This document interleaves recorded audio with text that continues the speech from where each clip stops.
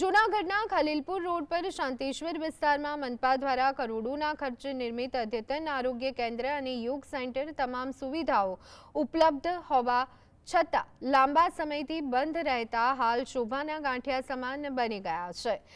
આ વિસ્તારમાં આશરે 50,000 જેટલા લોકો વસવાટ કરે છે, જેમને સ્થાનિક સ્તરે હોસ્પિટલની સુવિધા ન મળતા ના છૂટકે ખાનગી હોસ્પિટલ અથવા તો દૂર આવેલી સિવિલ હોસ્પિટલના ધક્કા ખાવા પડે છે। મનપાના વિરોધ પક્ષના નેતાએ આ મામલે આકરા પ્રહાર કર્યા છે। જ્યારે બિલ્ડિંગ અને સાધનો તૈયાર છે ત્યારે ઉદ્ઘાટન માટે કોની રાહ જોવામાં આવી રહી છે।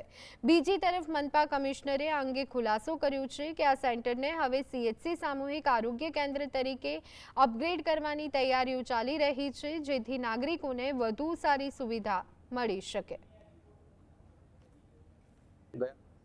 જેટલા પ્રાઇમરી હેલ્થ સેન્ટરનું નિર્માણ કર્યું છે, એક ખામધોળ મુકામે અને એક શાંતેશ્વરનું આપણે જે છે ખામધોળ મુકામે કર્યું છે તે તો અત્યારે બિલ્ડિંગ તૈયાર થઈ ગયું છે। અત્યારે પ્રાઇમરી હેલ્થ સેન્ટર જે શાંતેશ્વરમાં છે તે જ આપણે ત્યાં ખસેડવાનું છે।